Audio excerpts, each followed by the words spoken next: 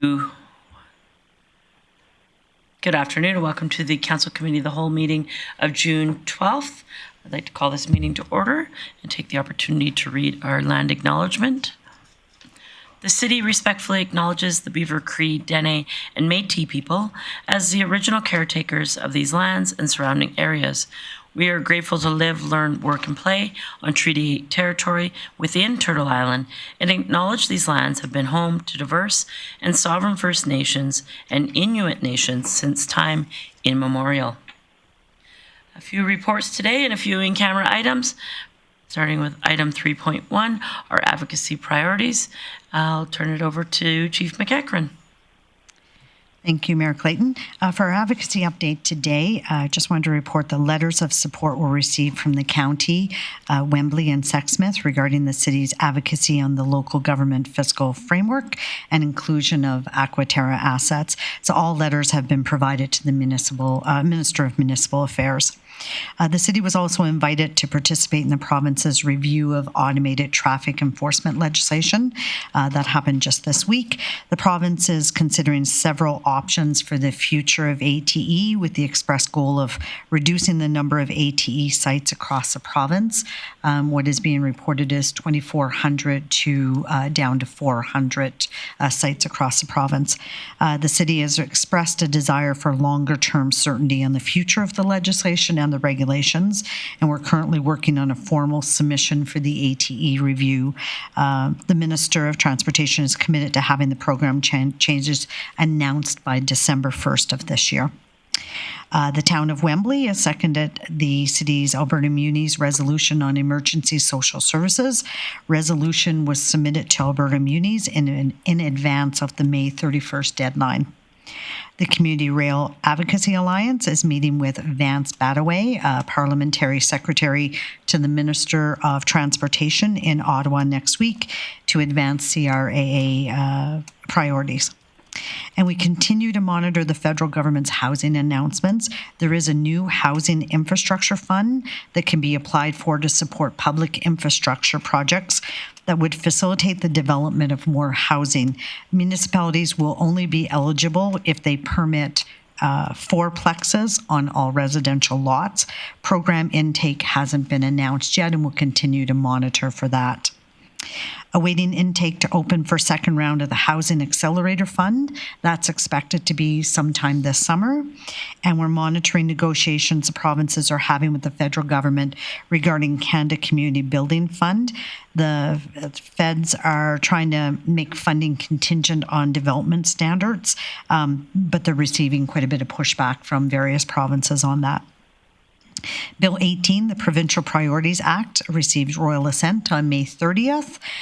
Consultation on the regulations will occur over this summer, with regulations expected to be in place in early 2025. We will be able to negotiate freely with the federal government until that time. Bill 20, the Municipal Affairs Statutes Amendment Act, also received royal assent on May 30th, and regulation consultations will occur over the next several months. Provisions in the Act regarding property taxes, such as the provisions for residential property tax incentives, do not come into force until January 1st, 2025. And with that, I can take any questions. Perfect. Thanks for that update and report. Recognizing Councillor Blackmore. So I was at the meeting in Whitecourt with Minister Dreeshen, who's the Minister of Transportation and Economic Corridors, on Monday. He was really clear that they don't have a number that they're looking for, whether it's 200, 400, or the current 2,400. The plan for his staff is to zero everything out to zero, and then we will need to apply for the positions that we want to have photo radar in the city. With expectations that they're going to be in which locations if you wanted to expand? Yeah, they won't be on public highways. They'll only be allowed in school zones, playground zones, and then the third criteria is a little bit nebulous. It's not on provincial roads, but you can probably put them on provincial roads if you can show that there is a safety issue with that particular section of the road, and that you can't monitor it with traditional enforcement. So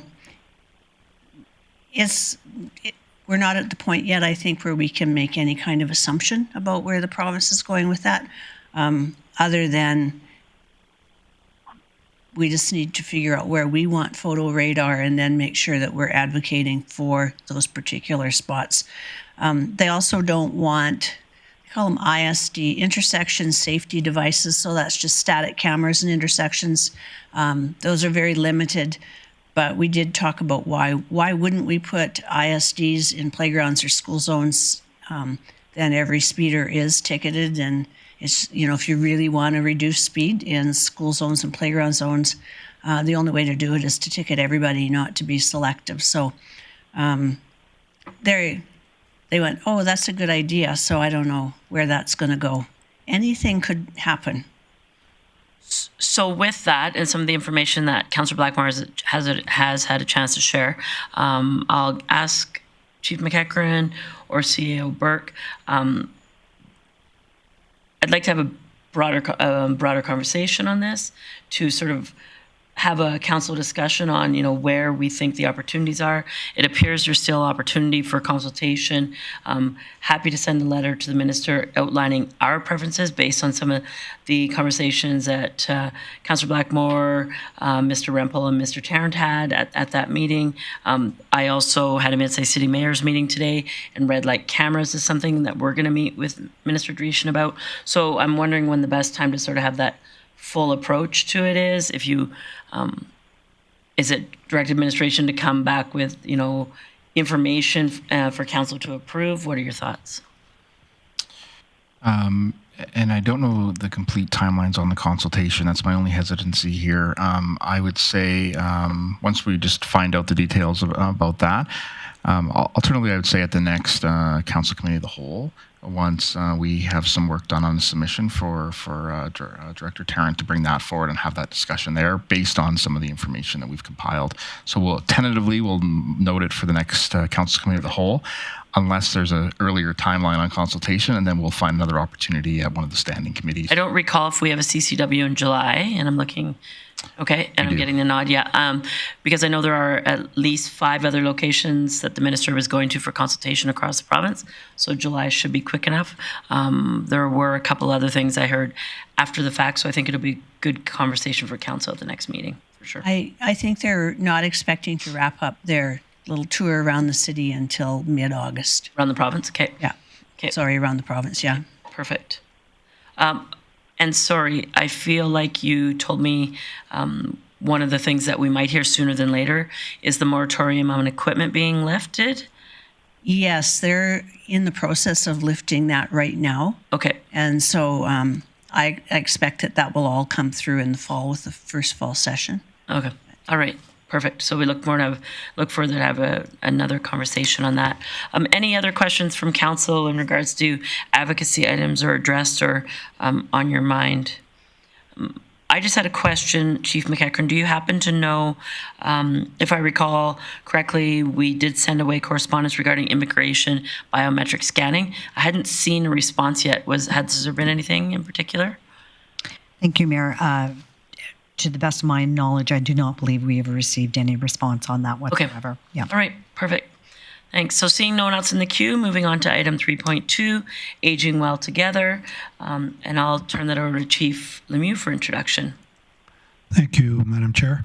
So this particular report that was prepared by Tammy and Melissa is dealing with the strategic priority of council. So on the strategic plan progress report, that's on the website. This is listed as a senior strategy. We've changed our wording a little bit, and we speak about aging well together. And Tammy and Melissa will walk you through the report. Thank you. Perfect. And so I think everybody's met Ms. Wenzel, but I don't know if everybody has met Melissa. So if you could just introduce yourself to council, that would be appreciated. Hi, Council. My name is Melissa Tucker, and I'm a social policy advisor for the city, working out of community social development. Perfect. Thank you. Welcome. Welcome. Thank you. Yes, I asked Melissa to sit here with me today because just to point out that Melissa was definitely instrumental in the development, execution, research, and analysis for this project. So if there's any questions around the data, she would be the perfect person to answer them for you. So we're here today to present the findings and recommendations from the Aging Well Together initiative aimed at understanding and addressing the needs of older adults and seniors in the community. City Council requests that City Administration engage with older adults and seniors age 55 plus to gain a better understanding of their needs. This engagement initiative, entitled Aging Well Together, reflects the City's commitment to ensuring quality of life for all ages. The goal of the initiative was to understand how we can make our community more age-friendly. This was done through public open house sessions and a survey informed by the Government of Alberta Building Age-Friendly Communities Guide. The initiative engaged 434 survey respondents and 177 participants across 10 public open house sessions. Some of the key findings of the survey included the majority of the survey respondents were female, so 71%, and they were between the ages of 55 to 74. While 81% of the respondents own their homes, 15% find that their homes are unaffordable, and 23% struggle with home maintenance services. 23% of the respondents have chronic illnesses, and only 79% have access to a family doctor. Additionally, 14% are primary caregivers, highlighting the need for community support. Older adults are active in the community, with 74% reporting participating in gatherings and 39% in volunteer roles. While 53% feel that there are enough events for older adults, only 18% feel their needs are always considered by the community. The report highlights the community's main concerns, what we heard, what the city is currently doing to address the concerns, and potential next steps. I will provide a brief summary of the 5 main areas that are discussed throughout the report. One of the main concerns was accessibility and mobility. So we are focusing on improving safety in our parks and trails and making public transit more accessible. For example, we've increased safety patrols and are subsidizing transit passes. Looking ahead, we could consider making parking more flexible for those with mobility challenges to enhance access to city facilities. Another concern, communication and technology. With the decline of traditional media, we understand that many seniors and older adults feel disconnected. We have centralized information through the 311 Citizens Portal and are actively working to enhance digital literacy. Our goal is to make it easier for older adults to stay informed and connected. We are also exploring ways to provide tech training and support. Housing and cost of living. Affordability is a major concern, not just in our city, but in our country. We are addressing this through programs like GP Grow and energy efficiency initiatives, and collaborating with community committees. We are promoting resources to help with food security and plan on offering sessions on how to reduce utility cost. Social participation and wellness. Our Recreation Access Program is designed to be affordable and boost social inclusion and physical wellness. For example, our Recreation Access Program offers subsidized membership at 75%. We are also planning to promote seniors' rates and organize more walking groups to foster community spirit and improve health. Community supports and health services. Access to health care and support services is crucial. We are currently funding local initiatives like Meals on Wheels and improving coordinated access through the Community Compass. Our next steps include increasing awareness of these services and partnering with volunteer programs to help with needs like snow removal. These efforts are all about ensuring that our community members have the support that they need. The City of Grande Prairie has numerous plans and projects aimed at improving the quality of life for residents of all ages. Many of these initiatives, either in the planning stages or currently underway, address the challenges highlighted by older adults and seniors. Therefore, rather than creating a specific senior strategy, it is recommended to develop an interdepartmental city action plan. This plan, called the Aging Well Together Action Plan, will build on the existing efforts and align with Alberta's Building Age-Friendly Communities framework. The goal is to enhance the community's age-friendliness while planning for future improvements. Additionally, this city administration aims to secure grants to support this plan and has already applied for funding through the New Horizons for Seniors program, with results expected by summer. Administration is currently scheduling follow-up presentations with lodges and various seniors groups who have requested a presentation. These sessions will be an opportunity to share the survey findings, discuss the current initiatives by the city, and outline the next steps. Thank you for your attention. We are happy to answer any questions or provide further details on the findings and proposed next steps. Thank you. Great. Thanks for the report. Recognizing Councillor Bosch. Thank you for the report. It was great. I just have a quick question in regards to the 53%, feeling there's enough events and activities, that portion. And then your recommendation is walking, more walking trails or walking areas and facilities. Did they have any input in what they would like to see outside of walking? Is there more that of interest to the seniors? Thank you, through the chair. No, that's a great question. There were so many wonderful recommendations. I really appreciated the opportunity to participate in all the engagement sessions, because that's what I actually found is our older adults and seniors have so many wonderful ideas for how to improve the quality of life. And then also, they're very active. They have a desire for many activities beyond walking, but they really enjoy walking. That was definitely a top activity. So it is a very long report because I did want to make sure that all the information that we collected was provided so that residents would see themselves in it who participated, and as well as administration and council looks at this report, we can see everything that was gathered. There's a few places where it kind of provides lists. We did kind of include those full lists of the activities that they're looking for, primarily if I were to direct you to appendix, just want to make sure I get the right page number, appendix B, page 56 of the report.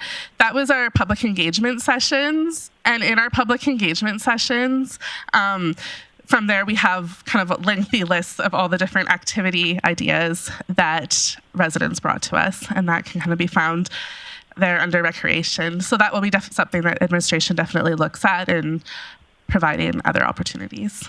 But overall, you would say walking is your key. Walking is just the number one. It comes up again and again, just over and again, they emphasize the importance of staying active and how much they enjoy the city's trail systems and that, but repeatedly the desire to be able to walk in groups and that for that social aspect. The city, in January, we hosted kind of a free walk and talk at the Eastlink Center, and that was really popular. They really enjoyed that, so just more opportunities for them to connect around the city. Okay, thank you. Just so you ladies know, I have a full queue. So, Councillor O'Connor. And so my colleagues know I have a full queue. Thank you. Thank you, Mayor Clayton. I have two items. One of the issues brought to my attention was from seniors outreach and the difficulty they're having. They've had a reduction of $60,000 in their budget, and I may not be totally accurate on that number, but that was the number that was shared with me, and they're not able to meet all the needs, so they're feeling the stresses, and they were wondering why they had that reduction in their budget. My second point is around parking. I do circle the wagons because of my hip. At Eastlink, I've had to drive around many times. There's not enough spots for handicap parking, and and on the Coca-Cola side, it's even worse. So our Design Works, you mean? Design Works, sorry, my error. And then Also, bonnettes. There, I have to do that quite often. There's only 2 or 3 spots there. So I think there needs to be a lot more. Whenever there's a large event, you just have to keep driving around, and finally you give up, and then you go park wherever, and then you try and amble your way. And then even at Muskosipi Park, there's only 2 stalls there for any event that is happening there. So, and there's probably a lot more. So I'm just wondering if we can't take a look at handicap parking for us. I'm lucky I can get around, but for anyone that has mobility challenges, it would be very difficult. So those areas would be important. And before you answer that, Chief Lemieux, what is your expectation out of today's conversation? Just do you want council to be commenting on the report, or tell me what you expect from today's conversation? Yeah, I guess a couple comments there. Number one is, I think this report indicates that we're doing pretty well. So overall, we're doing fairly well in terms of how we deal with aging well. However, we're going to note your ideas. Our Aging Together action plan is something that we're not doing in isolation, but Community Social Development is working with every other city department, every facility.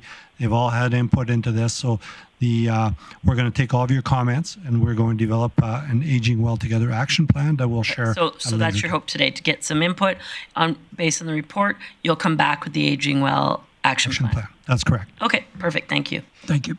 And before you answer one of Councillor O'Connor's questions, I'll just ask our CFO, do you happen to know in regards to the budget reduction, was that a council decision? Nope. It wasn't a council? Through the chair, I can answer that question. Okay, perfect. Go ahead, Ms. Wenzel. Thank you for the question, Chair. And I'm assuming that they're relating it to our FCSS funding. That's what I'm assuming. I don't know the exact dollar because that was done a year ago, but all of our FCSS funding is done through an RFP process. So just to give you kind of an example, we had over $11 million in ask in that RFP cycle, and we had $4 million to give out. So even though many of the organizations that qualified through the FCSS mandate, we had to really look at all of the priorities of the community and to say, we developed a formula on which organizations would get what percentage, because we still wanted to fund the majority of the applicants that applied because they did meet the FCSS mandate. And because of the number of applications, the majority of the organizations seen a reduction in services to continue funding the programs. Okay, I'm just wondering, is there something that we can do to advocate for getting more funding, or is this beyond our control because it's FCSS? So I'm just curious. I know that Sherry Dennis pulled me aside and tried to pull Chris aside and say, hey, this isn't working for us. So I know we don't have bags of money, but I think we need to. And in regards to the FCSS funding, let's come back to that because I have some questions on the bigger sort of question there. So maybe when we're done sort of council having input on what they see from this report, we can come back to FCSS funding. Thank you. Thank you. But yeah, I appreciate your comments on parking for sure. Recognizing Councillor Blackmore. Thank you, Mayor Clayton. I'm always fairly astonished to realize I fit into this demographic. Like, what the heck? Me too. What the heck? I mean, I'm astonished that you fit into it, is what I meant. In a good astonishment way or a bad? You're way too young to be aging well. No, Well, I'm you are aging well. I guess. Sorry. I read in the report that there are people who feel that they're struggling to be in contact with City Hall because they don't do social media or because they've canceled their Wi-Fi for financial reasons or whatever. And so I'm wondering, just kind of generally, not specific to this report, but generally, if we can set up a registration so if people want to get paper through the mail, they can register for it. We don't want to send a newsletter to every household in Grande Prairie, but maybe there's 2,000 that would like to get paper, or 1,000, or whatever the number is. And what would you want to send them, I guess, is my question. Well, whatever we would send as a notification through our standard when we want to send out information regarding, for example, would they like to have input into the survey that you just did? Can we send some kind of notification to them through paper? It's just a thought. It's just something that we're hearing a lot when we talk about engagement, public engagement. There's always that one group who are saying they don't have access to any of the common varieties of input, and so they're looking for, can you just write me? That's what they say all the time. Can't you just write me a letter?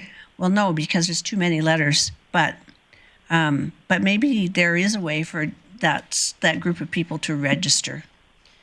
So, thank you for the question through the chair. What we did with this engagement session was we probably had more paper copies than digital copies, so we were very intentional in our reach out because of the demographics that we were trying to serve. So I think for us, from this demographics, we know that we have to be more intentional with using paper copies, and we will continue to do that with this demographic. One of the things that we did find in the engagement sessions is you don't know what you don't know. So sometimes in conversation with our residents, when they were saying that, for example, I wish I could afford recreation access. Some of them didn't even know that we had a 75% discount for our recreation access. So sometimes it's more about the communication and using that communication. How are we getting that out there? What we found is people are not aware of everything that we are currently doing in the city. So yes, that is something that we are very much aware of. Well, and that's a struggle across everything we do, is trying to keep people informed. And we always say, we need to try more options. So maybe this is one thing we can do. And yes, Wendy, seniors love to walk because it doesn't cost anything and it's great exercise and everyone can do it at their own pace. They also walk a lot in the Lazy River. It's really popular. I'm just going to jump in the queue because I have some comments that echo Councillor Blackmore. In regards to engagement, connection, communication, I think that probably undertaking mailing people sort of every time we have something would probably be overwhelming. But I do think there's an opportunity for us to do a monthly recap or a quarterly recap that gets sent in particular to lodges. It could be a poster that has a collection of all the sort of significant things that we're doing that month or upcoming events. I also think there's value in asking the lodges to sign up for our engagement platform. If they don't want to get it through text, they can get it through email. They can, and then at least the lodges know. And with that, I suggest we ask seniors to get one of their family members or friends to sign up for that, because if they don't want to get the emails themselves, at least if their family members or friends know things we're doing, I think that would be important. I do think that there is opportunities, and council has talked about this for a while, in regards to having communication through print in specific areas. And so I don't know if it's quite as vast as Councillor Blackmore maybe originally thought, because I think even as councillors, because I sign off on everything, I know how much goes out every day, and there's a lot, and I think it would be too much, but I do think that quarterly or monthly sort of one-pagers or something that would go to, at a minimum, lodges or would be, and hung on bulletin boards, that type of thing, a senior sort of communication stream so that they get trained to know where to look for that information. The other thing I think we need to remind, the 55 Blessed community that 311 is an incredible resource, and you could really, I suggest council even tries it, call them and say, hey, I'm wondering about this. Don't tell them who you are, because they're an excellent resource. And I know that seniors love to be on the phone as well, because I talk to family members that are older and it's hard to get off the phone sometimes. So I think that, just we got to think outside the box in regards to how to communicate and engage with them. So recognizing Councillor Plott. Thanks, Mayor Clayton. Thanks for the report. Couple things, I guess, if administration's looking for some comments, like where the conversations are going, and I guess for me, if we're going to get reports back, I'd be interested to know how the facilities that are available to the 55 plus community around the city. I've heard from some of the buildings that they're underutilized, and that sometimes I wonder if we should be working on finding a strategy of how do we get some of these groups to work together. Funding's not up. We're never going to always find more funding, but I am worried that some of these facilities are getting underutilized. So curious to know all the facilities they have access to. And within that, I'd be wondering, Councillor O'Connor talked about FCSS funding, and We know we give them for community group funding, but I wonder if they're within the report, if we could see between community group funding, FCSS, specialty grants, gift in kinds. I'd be curious to see as a municipality what we spend within our 55 plus community. I think if that's not too much work, that would be something I think would be good to know. Yeah, and I want to come back to that because I want to have a broader conversation on that. And then as far as something with the seniors that I'm excited about when I look at some of the policies we're looking at changing is something like secondary suites, how it could actually impact them as far as affordability and having that living in place option, potential rental incomes in their basements and that sort of stuff. But more the rec dome. A lot of seniors that I speak to talk about the walking. The rec facility on the future comp site gives another huge opportunity for our seniors in the wintertime to be using another facility. So I'm excited about that we're actually building some things that I think will help the strategy that you guys put forward. But one area that I'm not sure was in here that's when I was campaigning and went to seniors' homes was a lot of them don't have a direct access to the East Link Center. And so I've always wondered what the cost would be for us to run a dedicated transit or a bus that would go to each individual seniors' home every day, or maybe 3 days a week. They have a bus. Certain times that goes straight to the East Link Center. The seniors' homes have a bus, and they run it from home to home to the East Link Center. Is that new? I don't think so. Okay, so never mind. I guess we're doing it already. I had complaints that there wasn't options for seniors, but if that's happening, that's great. Well, if you're a senior and you don't live in a home, there's no option. But if you're a senior who's living in one of the homes, you can tell when you're at the East Link Center because there's suddenly like 12 little old ladies and men show up all at once. But yeah, they have a bus. So through the chair, yes, that is correct, but not all of the lodges have access to buses. That was one of the comments that we did hear from the lodges, that they would like more direct access.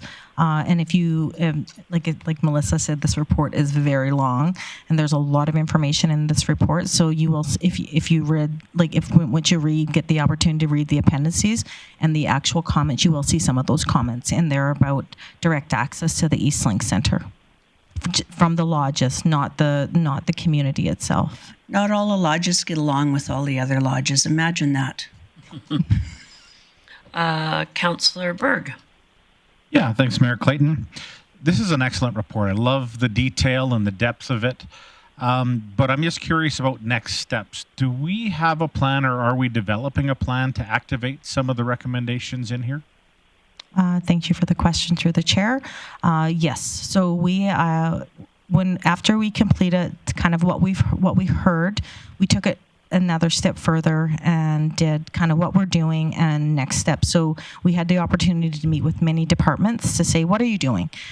So the next step for us is to do a deeper dive. We know some of what's happening in the community, but in the city, there are a lot of strategies, a lot of relevant reports, and a lot of other documents we want to do a deeper dive in to really get a good sense of what are we doing? What are we doing, and how is this relevant to this demographics before we start developing the entire action plan? What we did for this report was a sample of what it could look like. So we are hoping by September, October that we have a better idea of what we can action. There's some things right now that are pretty quick fixes that we could action right away. There are things right now, they're inexpensive, they would cost no money for us to action right away based on the work that we're already doing in the city. So yes, our goal is to, our plan is to do some quick fixes and to action this out pretty quickly. Yeah, thanks. And it's been touched on as well, but I also think that something that would run in parallel is just simply communication. As we are doing a lot of these, people just simply aren't aware. So thank you. Thank you, sir. And that is so correct. It is absolutely what we heard is people don't know what they don't know, and we have to do better at communicating. And I think that that's one of the areas that we can definitely do better at pretty quickly. Okay, thanks. However, you mentioned pretty quickly, but there's an action plan being built that's coming back to council before you do anything. Yes. Okay. Thank you, Sir Chair. Okay. Yes. I just wanted, before I go to the others in the queue, echoing some of Councillor Platt's comments, will there be a facility review to see where there potentially could be opportunities for usage? Something that comes to mind for me is I don't know if the indoor soccer pitch is utilized in the day, and could it be open for walking? Because, we sort of a lot of walking happens at Eastlink, but not everybody's driving. And so if we have neighborhood areas that could have indoor walking. So I wonder if there will be an assessment of potential utilization of existing facilities that could offer programming or enhance programming at the activity reception center, or just, if it's an hour, if it's a scheduled program, seniors will follow a schedule. They'll probably hang it on their fridge and they'll utilize those facilities. So something for consideration. Councillor Bressie.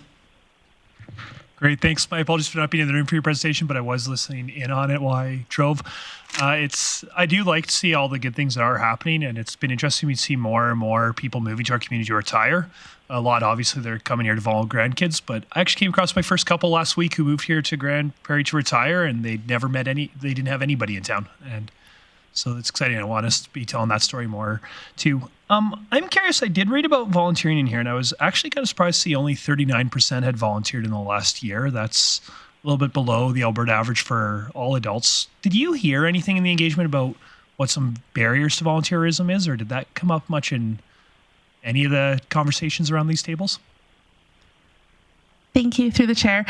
In our conversations in the engagement sessions, it actually didn't come up a whole lot about the reasons for that. I think that that's definitely something that we could find out more about now that we have seen the survey results and some of those questions that were piqued when we do want to present this back to the community in some public open houses. And I think we do have some questions that we'll be asking at those sessions to kind of get a feel for that. There was a high rate of in the past. So I don't know if maybe some of it had to do with, again, coming out of the pandemic. They had volunteered and just haven't, got back. That might be, but there I'm just making an assumption, but we will dive deeper into that. Yeah, that's something I definitely love to see us put some work into getting that rate up. Obviously, if they're not volunteer for health reasons, that's one thing. But if there's any other barriers, the more we get the volunteering, the better it is for our community. But also, I think it is the better for them. They may not even know the avenues of how to volunteer. So exactly. Yep, for sure. And Councillor O'Connor. Thank you, Mayor Clayton. Getting back on the seniors outreach, I sound like a broken record. What Sherry shared with me is a lot of seniors are now trying to stay in their homes longer and don't want to move into lodges. So this is that group that are not connected, and what they're finding is the snow removal is an issue. Young kids moving back home and taking advantage of senior is a huge problem. And then I liked Wade's idea of secondary suites to help seniors. However, I don't know if they have the wherewithal, having not done that before, of how you handle someone that's renting out your suite, making sure you're compliant. So I think, just as an idea going forward, perhaps we need to aid the seniors if they're going to stay in their homes longer. You want to have a secondary suite, we need to help them do the business part and the compliance part. So just as an idea, I do really like the whole report, so I think you're headed in the right direction. So. Go ahead, Ms. Wenzel. Thank you for that comment. Just some highlights from our home support program. So currently, through the City of Grande Prairie, we fund our home support program. We currently have over 216 individuals that we support that are living in their own home and that are able to stay in their own home because of the program. So there are programs out there, and if you're speaking with organizations that are saying that their clients are struggling, please refer them over to our department that we can do assessments. We do have a bit of a wait list right now. However, we can go in, get the assessment done, really find out what support they need to stay in their own homes, and we would be happy to do that. Thank you. I think it's a great opportunity that's been brought up, and to Councillor O'Connor's point, the individuals that are living on their own, if they were aware of the opportunity for secondary suites, because and might be daunting the thought of facilitating that, but there are organizations and we have people in our own departments that could support them. It creates a great lifestyle to know that they have someone else in there, not only financially, for safety, for other reasons, for making a more well-balanced neighborhood. I think it's something that maybe through communication we can reach out to those 200-ish homes to let them, once we get to a decision on secondary suites, make them aware of the opportunities, because it really could help them on many avenues for sure. Yes. And just to add a comment, Sherry shared with me as of last year that we were coming to 10% of the population as seniors. So that it's not a small part, I think it's growing. So I have no one else in the queue on the report. I did want to have a brief discussion rather on FCSS funding. Sorry, my memory has left me in regards to, can you give me and it can come back to the next meeting, but what I'm looking for, broad overview of current FCS funding. Remind me how the province calculates that. I know it's reduced significantly over time, and tell me any work that's done from your department in regards to advocating for a larger FCSS pot. I know at a municipal level that we talk about it on a regular basis, but it may need to be enhanced and become something that council works on at a broader sort of, with broader focus, or more targeted focus. So tell me high level overview, where we're at, how it's calculated, etc. I'm going to open up a report. Okay. And then I can do that.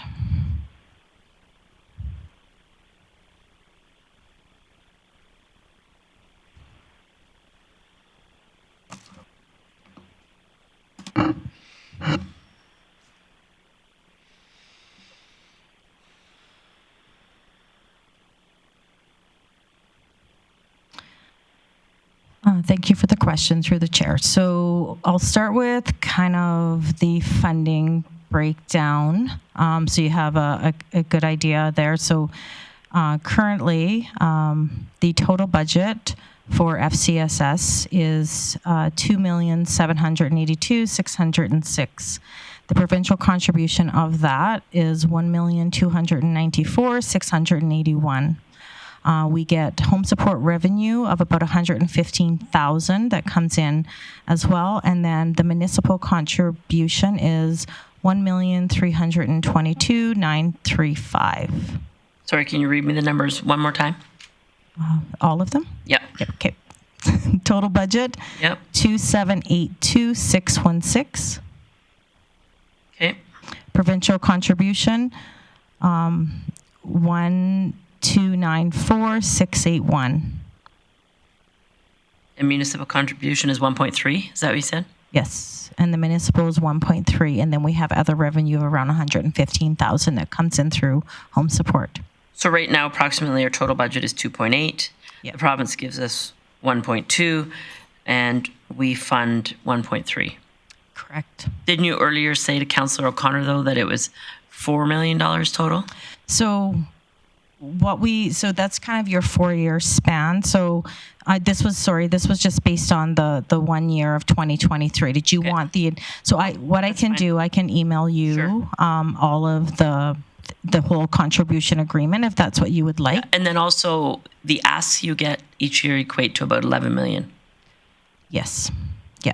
In the last RFP, we had over 11 million. We were able to, because FCSS mandates are very, very strict. Yep. And if you're not prevention focused, we can't even consider your application. And if it's, really heavy on the operational, we can't consider your application. So we got it down to considerations of about 8 million that we had to really go from. We had to eliminate $4 million basically. And so it's calculated by the province per capita? We tried to, Rory and I were trying to really dive deep and to really get an understanding of what FCSS and the province use as a calculation tool. It is very outdated, and in 2020, they're not really giving you a per capita per se. We can kind of calculate what we're getting per capita, but the province won't come out and say what they're giving per capita. The provincial FCSS framework is being revamped. So in November, we will be at the FCSS conference. We will be informed of the new funding framework through the province to find out exactly what that looks like. Initially, FCSS, the municipality, had the autonomy to kind of identify the priorities, identify the demographics. what we're going to see in this new funding framework is the provincial government has identified 6 provincial priorities, and each municipality must meet some of those priorities in order to continue funding. So we're going to see we're seeing municipality having more input into what's being funded.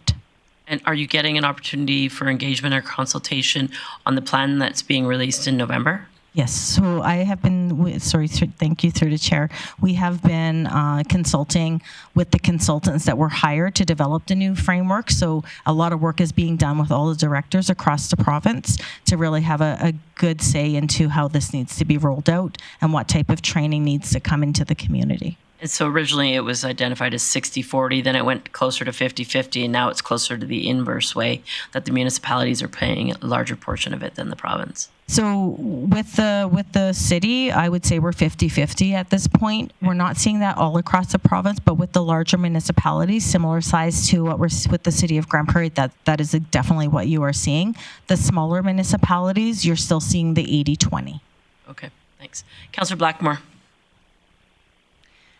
So I have a couple of questions, but one is specific to what you were just talking about. So is it 50-50 in larger centers like the city because the city has chosen to supplement?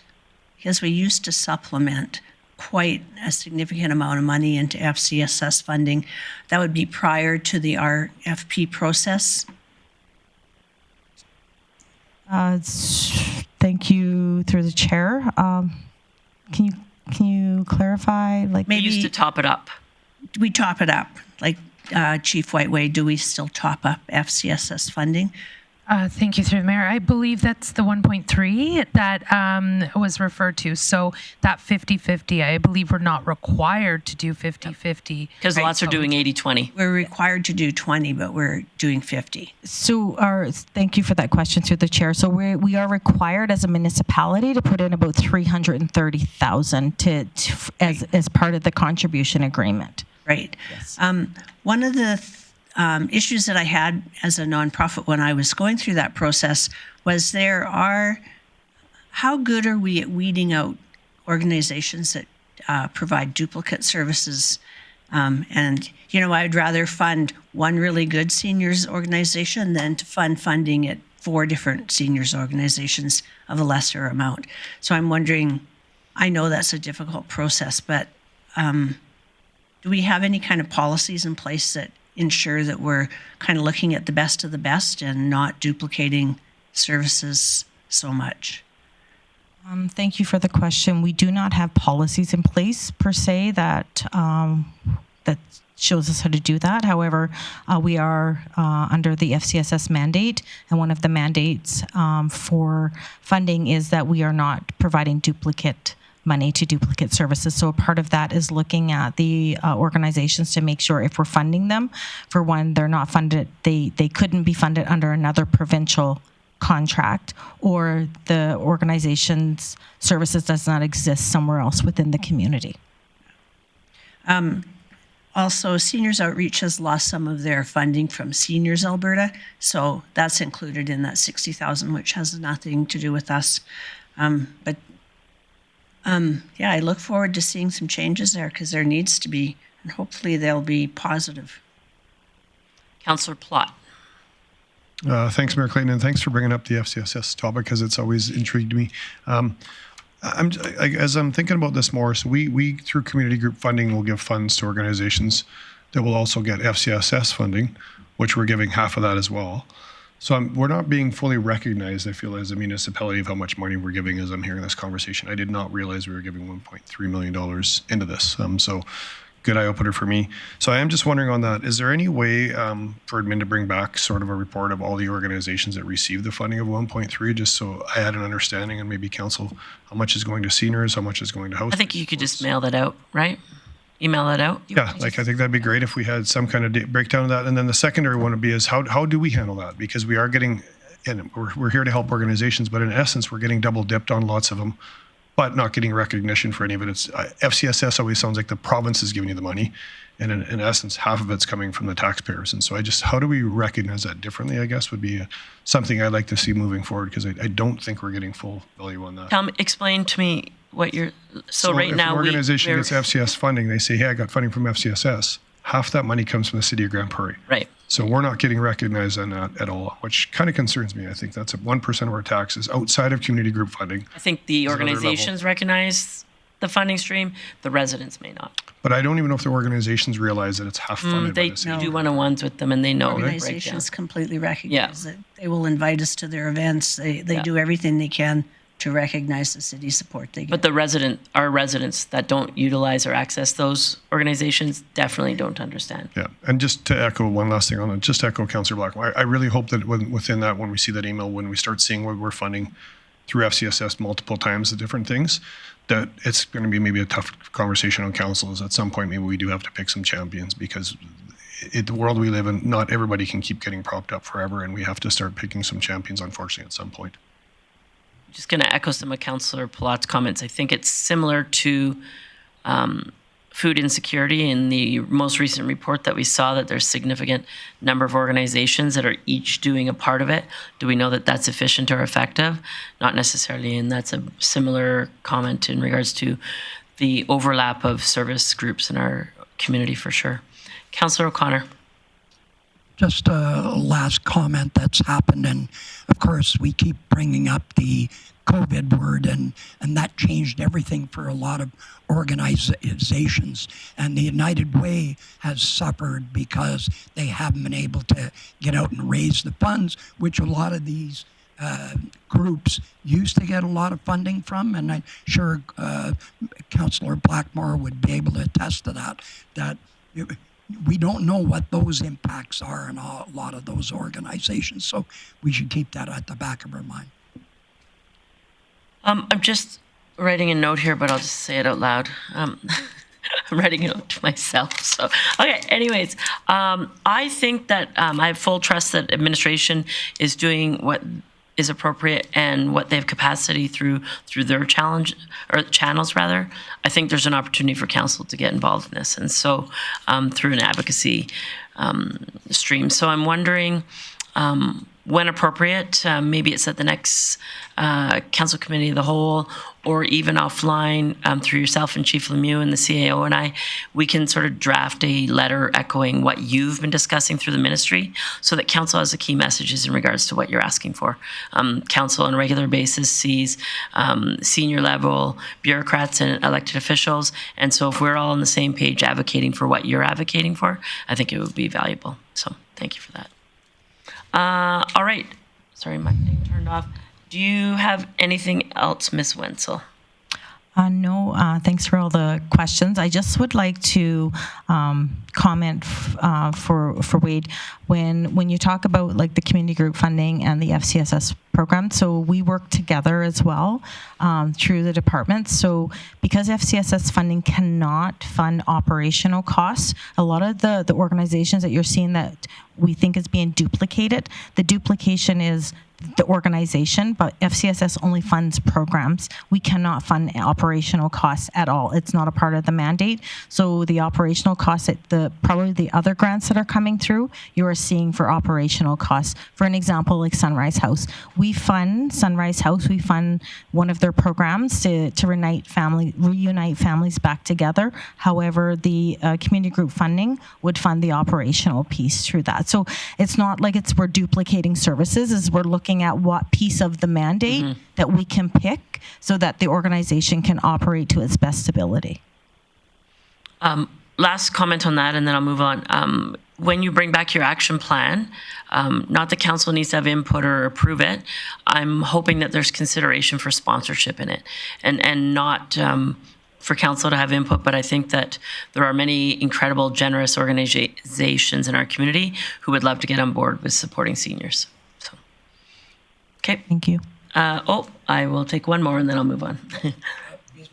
Oh, sure. Go ahead, Councillor O'Connor. Committee received the report for information. Thanks. That motion is in order.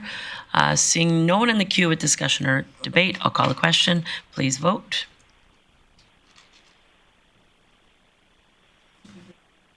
Yeah, excellent report. Thanks, ladies. Councillor Platt in favor.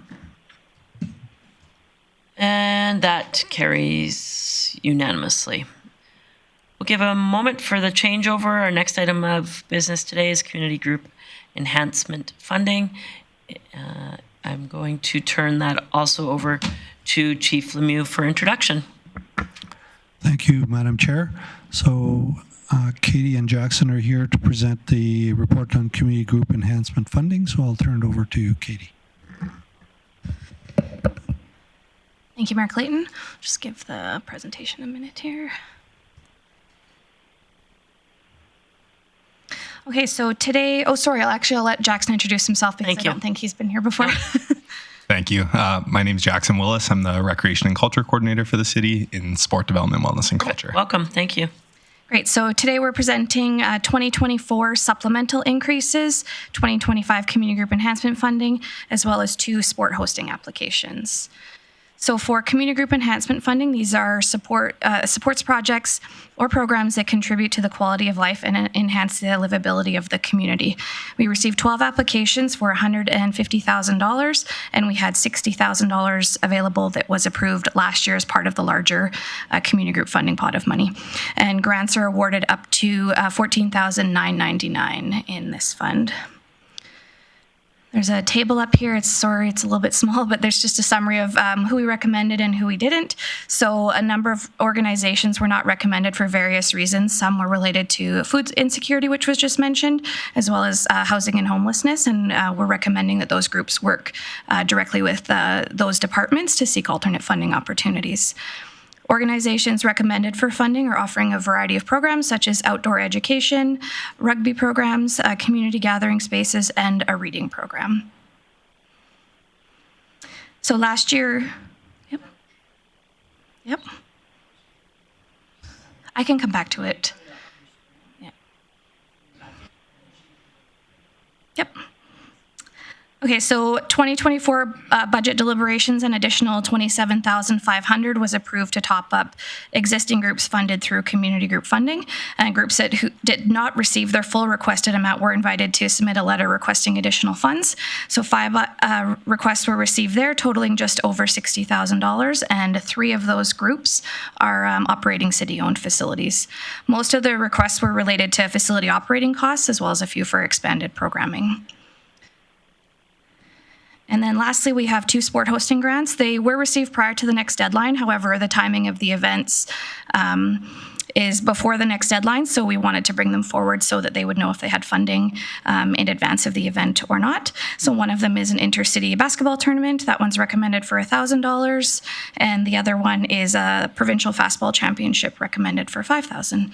And the recommendations are outlined in the report, and they're all separated by tables, so we are happy to take questions now, and I can go back to that table if you'd like me to. Yep.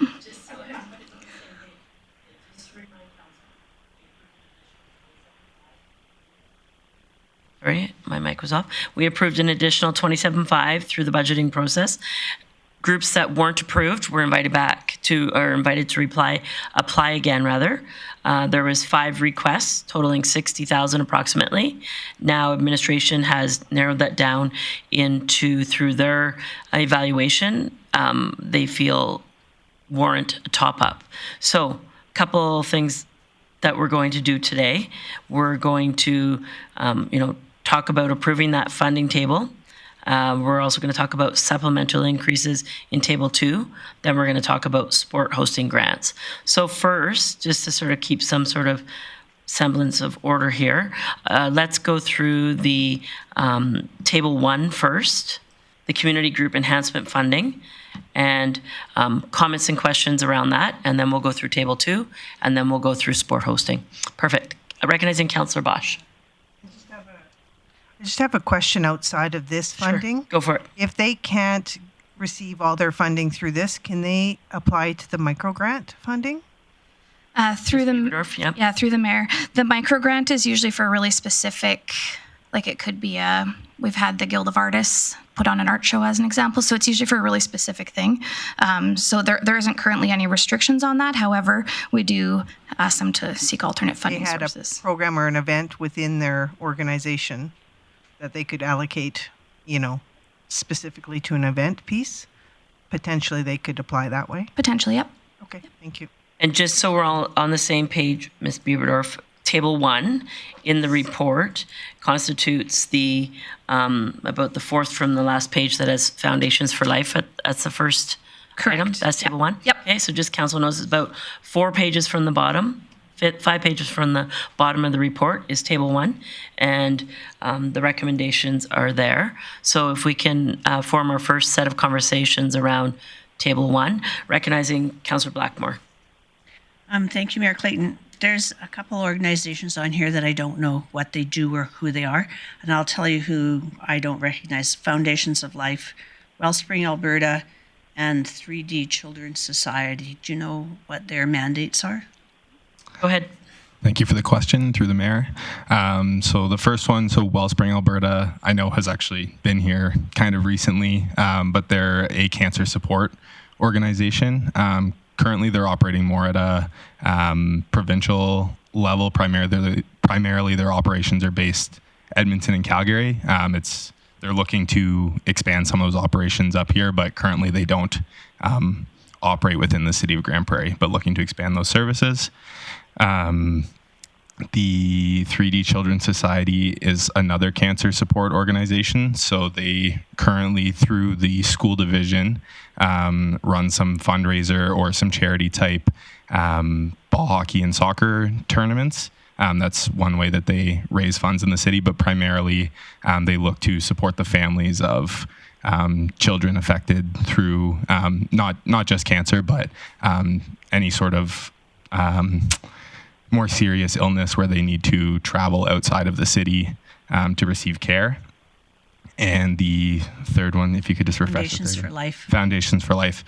So Foundations for Life is a educational support organization. So they work within the Alberta curriculum, so through the schools specifically, and they provide a variety of presentations and programs to a variety of different age groups, so all the way from I think grade 2 or younger up into high school for a variety of health and wellness topics related to sexual health, online safety, a variety of programs in that area.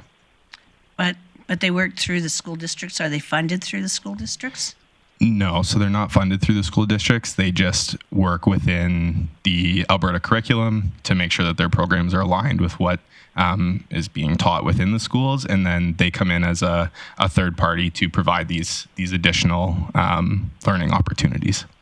Someone else's umbrella. No, they're a separate organization. And so, sorry, Council, for easier might be to go through the staff report. It has all the tables there, rather than going through the expanded report.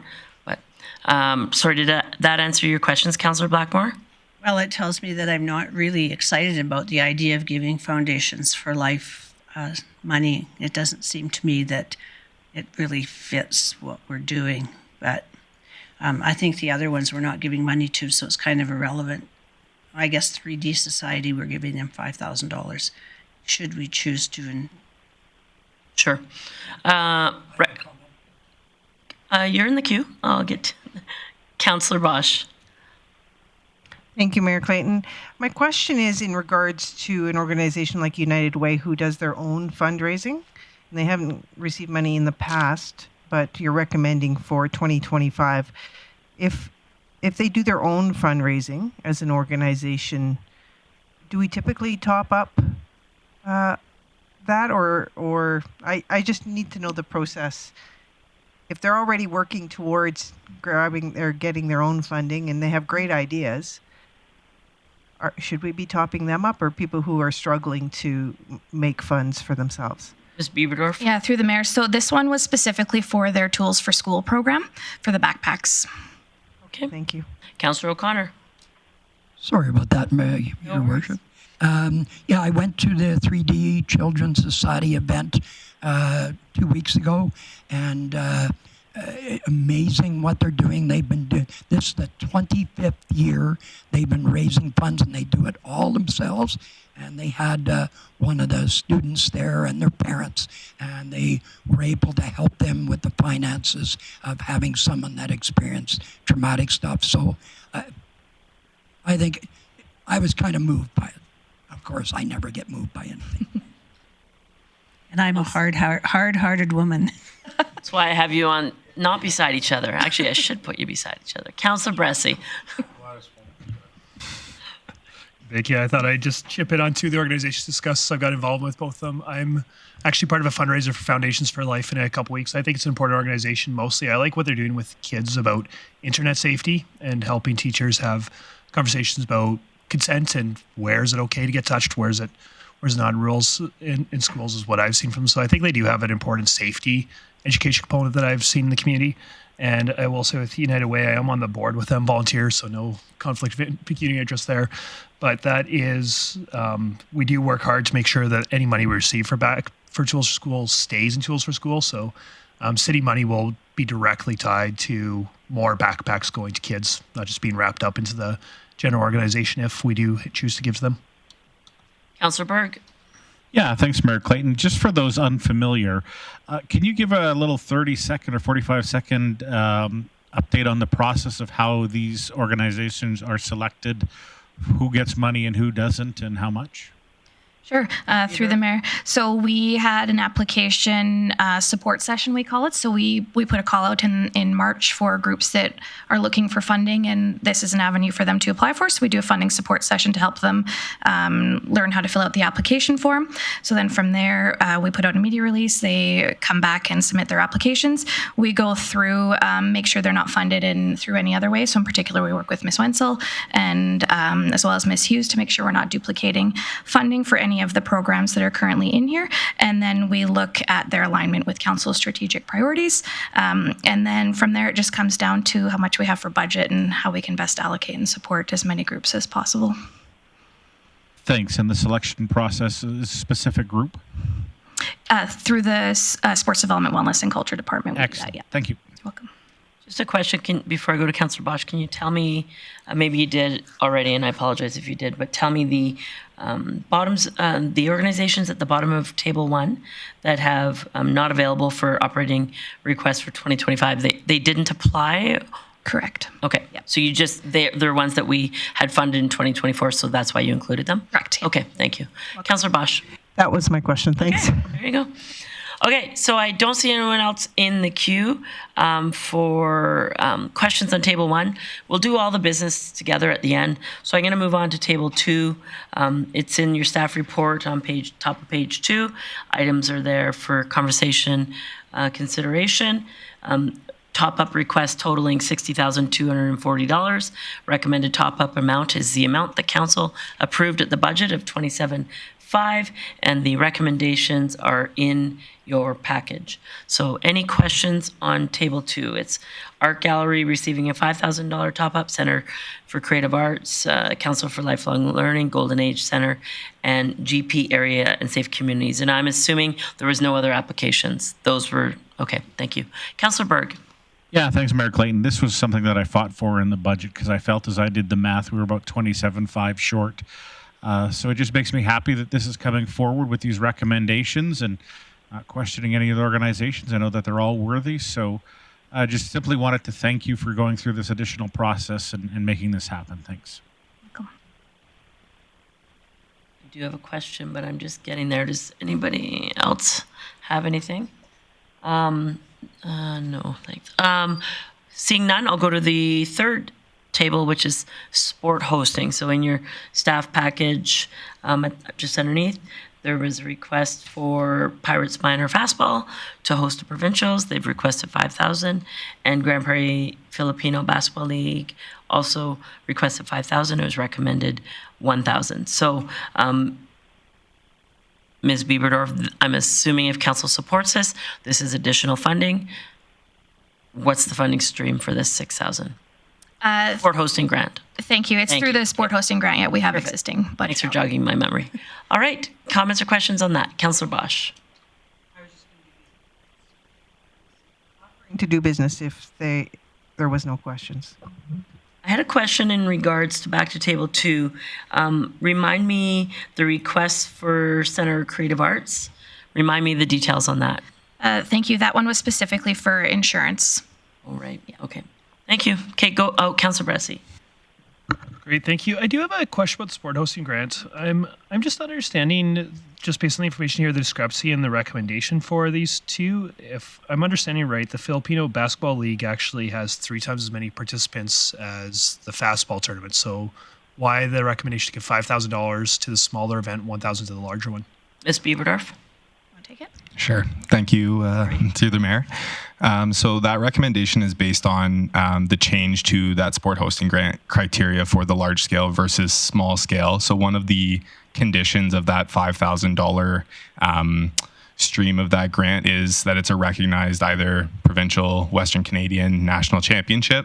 The intercity basketball does have more participants, but the teams are limited to Northern Alberta, Northern BC, and it isn't a sanctioned championship event. So that's where the $1,000 recommendation came from. Awesome, that makes sense. Thank you. I'll just add to that too. Around the Community Advisory Committee table, we have discussed increasing the regional amount based on the size of the event. So we're going to look at that over the next couple of months to look at increasing it maybe to 2,500 or something similar. Well, and it definitely, if it's more regional in nature, I mean, the good thing for me, this is about having people outside of Grande Prairie hear about Grande Prairie, and that provincial sanction makes sense. Even if your teams doesn't make the playoffs, they're hearing that the playoffs are happening in Grande Prairie, so that makes sense to me. Councillor Bosch for business. Oh, sorry. Go ahead, Councillor O'Toole. You had a question? Okay. Okay. I'm doing business. Is that right? Well, I'll do it. Just turn your mic on, please, Councillor O'Toole. I understand the $1,000 goes towards paying for the gym rents and stuff like that. So it's not a money-making operation. It's just provide teams coming back as far as Lethbridge, Calgary, and they're driving buses and stuff like that to get here. And it's just a recreational type thing. They're competing hard, but yeah, they're in it for the fun and supporting each other's community. Mm-hmm. Councillor Bressie.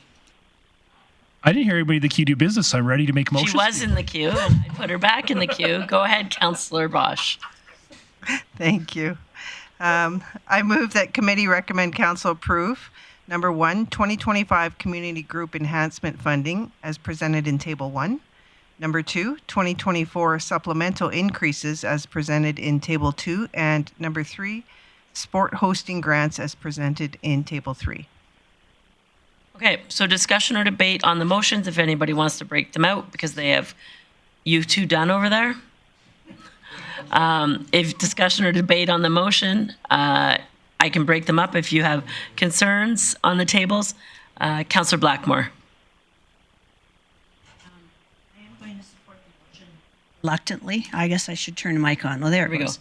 I am going to support the motion reluctantly because I feel I don't know enough about Foundations for Life, et cetera, et cetera. However, I also don't know enough about them. So it's like, do I vote for it or against it? So I will support the motion reluctantly, but I would like to know more about those mystery organizations that show up on lists. We never hear from them before, and suddenly they're there, and we don't have a clue who they are. I don't have a clue who they are, I should say. So, yeah, I will support the motion, but I'm only going to press yes very lightly. So just though, to your point, Ms. Bieberdorf, is there a time frame on if this was delayed for further information, if more of council is considering that? Is there impeding deadline that we're reaching? Thank you. No, not for this level of funding because the budget was already approved last year and it's for 2025. I would say that 2020, like table 2 and table 3 would be more time sensitive than the first one. So we certainly can. So I provide that information for you in case. Okay. It would depend on what my other colleagues in the room feel, but. Let's, in observation of good process, let's split them up. Okay, so we're going to split up the items. And then we can discuss and debate, knowing that table 2 and table 3 have more of impeding deadlines, but we can split up table 1 and have that conversation. If council wants to ask administration more questions on the organizations that were listed in table 1, now would be a good time. Okay, go ahead, Councillor Bressy. I would just recommend my colleagues support this motion today because it is just sending it to council. And then when it comes to council with the other ones, maybe there's time, maybe we've received more information by then. And at that point, if colleagues say, hey, I want to delay it, that's great. I'd probably support that if my colleagues don't feel comfortable with it. But for today, just forwarding it to council, I'd encourage us to do that. A very good point. So maybe, Councillor Blackmore, for your own comfort, why don't you put forward a motion following this to get more information, or just request administration, send council an email with more information on the organizations that you're looking to learn more about. Okay, so we'll go, because I've already said we'll split them up, we'll do it that way. We're going to, and actually the recommendation in the package is council approve. This wasn't gonna go to council. This is approved at CCW. Okay, so yeah, so this council committee would direct this to a council meeting. Okay, so the recommendation is that council approve, and we'll do item number 1, 2025 community group enhancement funding as presented in table 1, and I'll call the question on that.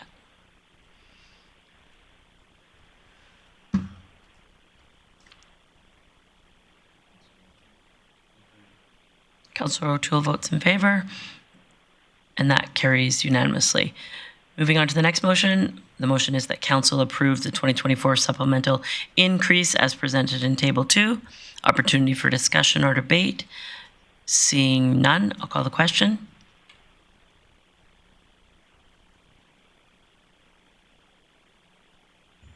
Councillor O'Toole?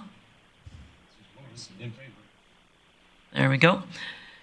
And that carries unanimously. And third motion being that council approve the sport hosting grants as presented in table 3. Opportunity for discussion or debate. Seeing none, I'll call the question.